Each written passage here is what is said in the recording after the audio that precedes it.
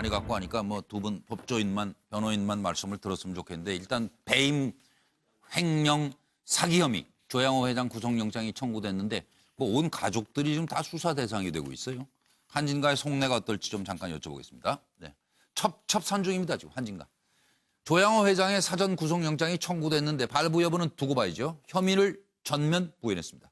땅콩 회항 물컵 갑질 두 딸들이 그러다가 부인까지 갑질 상습 폭행 폭로가 터져나오면서 다 불려갔죠. 다 불려가. 한진 또 탈세 횡령 배임 진행하는 면허 취소 위기 상황이 있는데 일단 연기됐고요. 건설교통부가 하는 거죠. 근데 왜 이렇게 빨리 결론을 못 내는지 모르겠어요. 대형 약국 경영 관여 의혹도 있고 뭐 이렇습니다. 검찰 한진을 향한 구속 시도 3차례나 무산됐는데 이번엔 과연 어떻게 될까요? 조현민 피해자 처벌 불원, 피해자가 처벌을 불원한다. 그래서 물컵 갑질 구속영장이 기각됐습니다. 이명희 씨는 혐의를 다툴 여지가 있다. 그리고 구속의 필요성이 없으므로 갑질 폭행 불법 고용에 대한 구속영장은 2번에 걸쳐 기각됐습니다. 이번에 조양호 회장 횡령, 배임, 약사법 위반 등으로 구속영장이 청구된 상태입니다. 사람 쪽으로 던진 적은 없어요? 네, 사람 쪽에 던진 적 없습니다. 그럼 폭행이나 업무방해 혐의는 인정하시나요? 저 조사에 성실히 임하였습니다. 네, 아침부터 죄송하다는 말씀 반복하셨는데 구체적으로 누구한테 죄송하다는 말씀이세요? 당연히 피해자분들께 진심으로 죄송합니다. 양심의 손 얹고 죄 인정하십니까? 인정하십니까? 밀수염 인정하세요. 혐의 인정하십니까? 구속영장 2번 기각됐는데 소감 어떠십니까? 고생들 많으셨습니다. 죄송합니다. 억울하시거나 대한항공 직원들에게 하고 싶으신 말 없으세요? 불법 고용 혐의로 2번이나 조사받으셨는데 억울한 거 없으세요? 아닙니다. 죄송합니다. 오늘 수행기사에게 욕설한 동영상이 공개됐는데 한 말씀만 부탁드립니다. 두 딸과 아내분에 이어서 이렇게 서시게 됐는데 국민 여러분께 한 말씀 부탁드릴게요. 검찰의 성실히 조사에 임하겠습니다. 상속세는 왜 안 내신 겁니까? 검찰의 모든 것을 말씀드리겠습니다. 저 횡령과 배임 혐의는 인정하십니까? 태진에게 한 말씀 해주세요.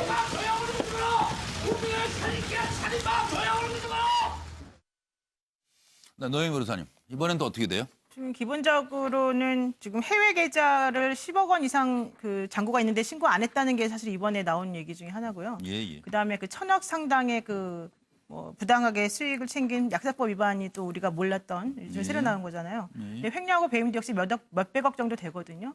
사실은 생각보다 상당히 커서 이번에는 조금 위험한 상황이 되고 있지 않느냐 이런 얘기가 좀 듭니다. 그런데 이제 또 반면에 조양호 회장이 사실은 나이가 많고 또 도망갈 염려가 사실은 없고요. 그리고 증거인멸의 그런 가능성도 그렇게 많지는 않거든요. 그래서 제가 봤을 때 반반 정도로 지금 되지 않을까 싶어요. 영장이 만약에 불구속으로 기소하는 청구된다면, 예, 청구돼도. 예. 검찰이 무슨 연수기관에 검찰이 청구하는 거죠? 검찰이 법원에다가 이제 청구를 거죠, 하는 거고, 영장. 그러면 영장 실질심사를 거쳐서 그날 밤중이나 그 다음날 새벽에 결정이 나는데요. 좀 이번에는 조금 위험하긴 하다 이런 생각이 좀 듭니다. 근데 노영희 변호사가 저렇게 조심스럽게 얘기하는 거면 안 될 것 같네. 개인 생각이고. 네.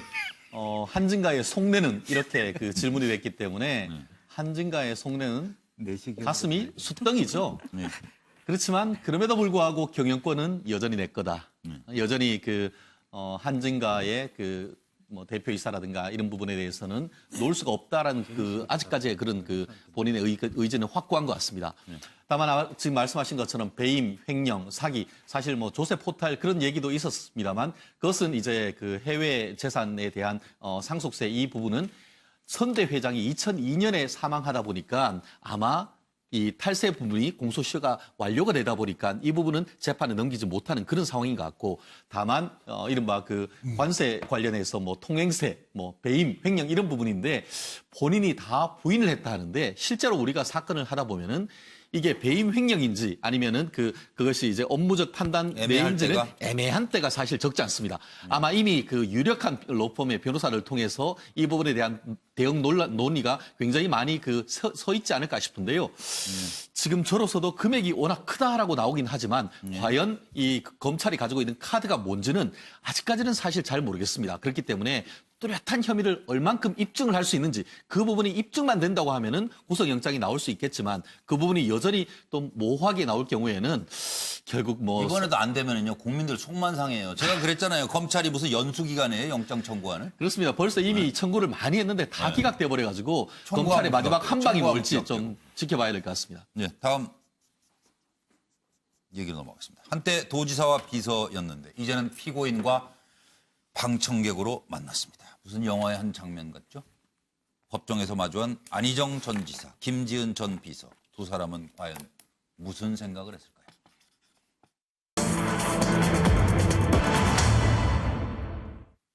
비서 성폭행 혐의로 재판을 받게 된 안희정 전 지사. 오늘 첫 재판인데요. 검찰이 덫을 놓고 기다렸다. 뭐 이렇게까지 아주 신랄하게 비판을 했습니다. 쟁점은 무엇일까? 검찰과 안희정 측 첨예한 공방의 쟁점을 짚어주십시오.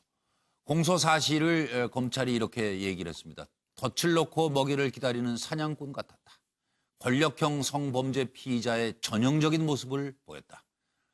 안희정은 눈을 감았습니다. 위력의 의미는 추상적이다. 변호인들이 이렇게 이제 반박을 한 거예요. 그리고 강제추행 없다. 성관계는 연인으로서 합의한 것이다.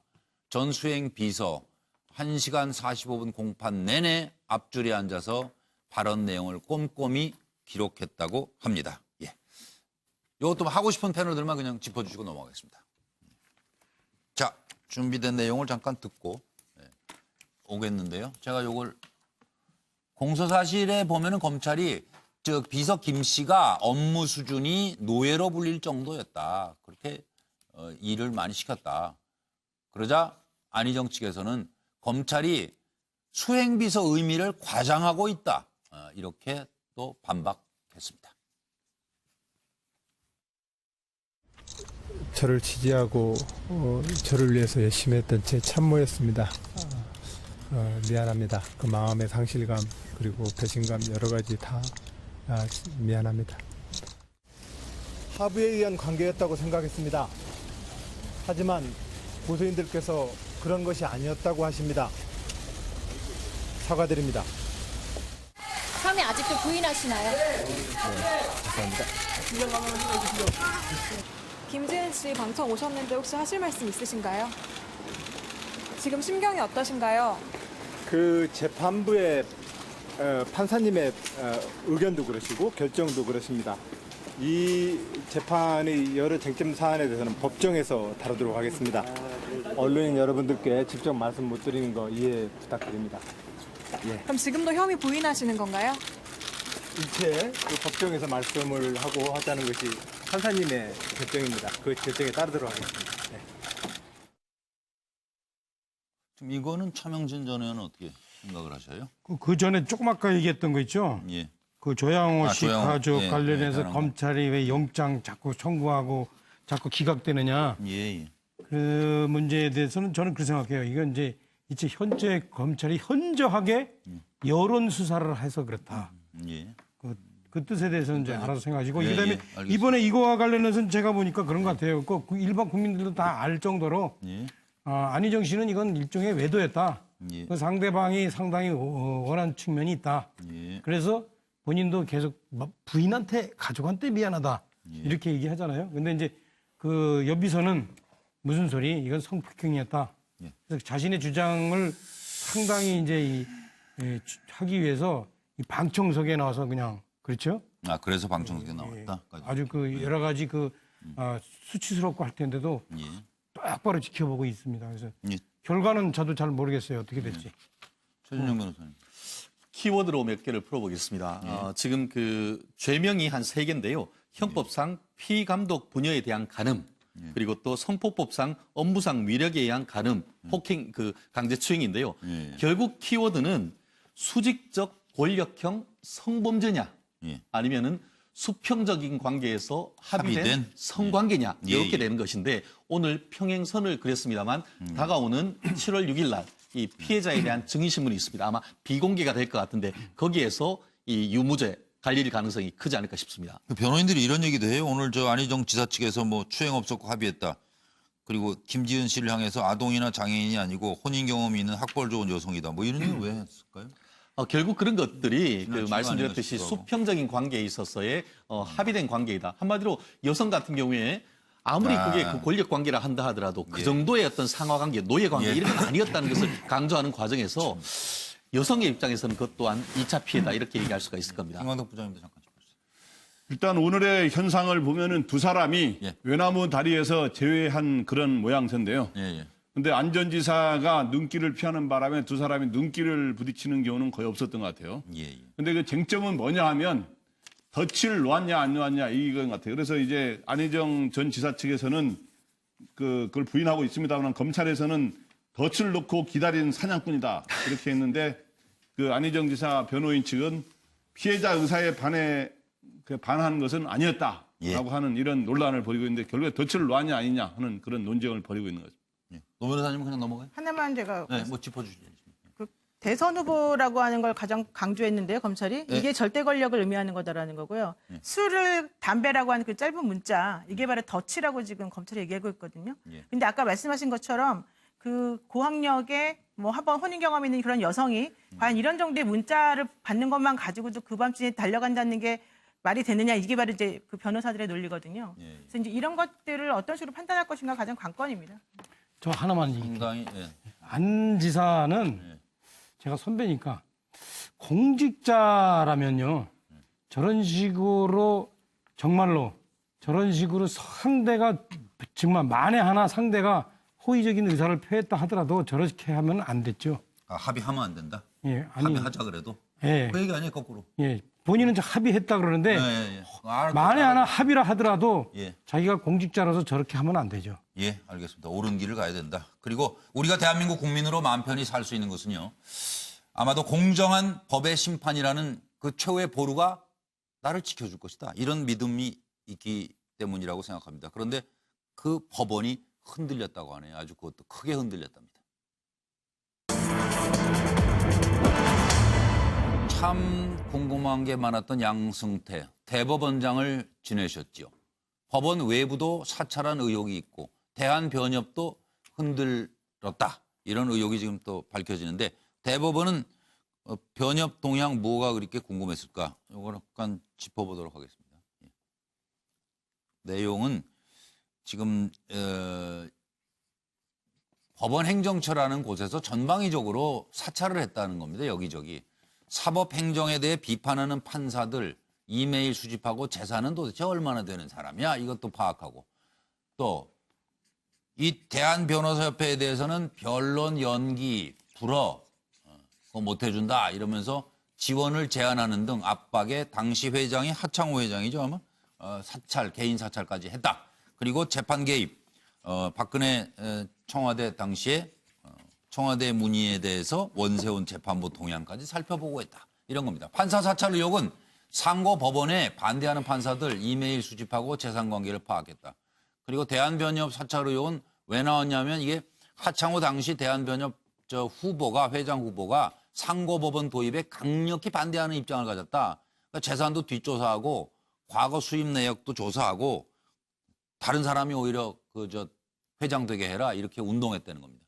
이미지 타격 위해서 재산 뒷조사하고 수입 내역을 조사해 국세청에 이게 다 보고를 한 건지 세금 떼먹은 거 없는지 이것도 통보하는 방안. 그다음에 대한변협 신문 광고를 삭감해가지고 살림 어렵게 만드는 거. 아이 참 어떻게 이런 것까지 했나 몰라요. 그러나 제가 자신 있게 말할 수 있는 것은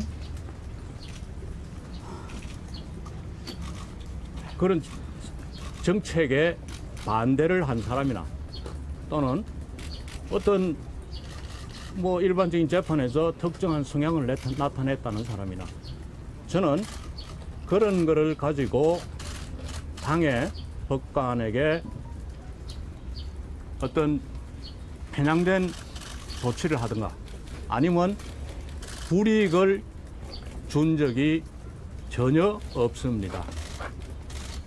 저는 그런 것을 가지고 법관을 인사상 또는 인사상 아니라도 어떤 사법행정 그 처분에 있어서도 법관을 불이익을 주는 것은 단호히 저는 그건 잘못된 것이라고 생각하고 아예 그런 것은 생각을 하지 않는 그런 사항입니다.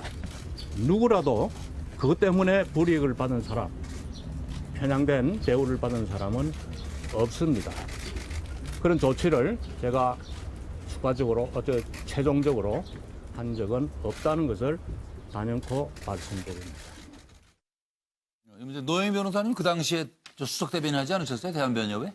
대한변협 수석 대변인을 제가 하고 그 다음 해부터 사실 원래 2011년부터 양승태 전 대법원장이 있을 때 제가 대변인을 4년을 했는데요. 예.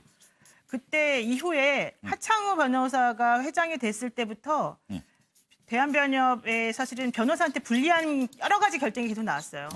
그 재판도 그렇고 실질적인 것도 그렇고.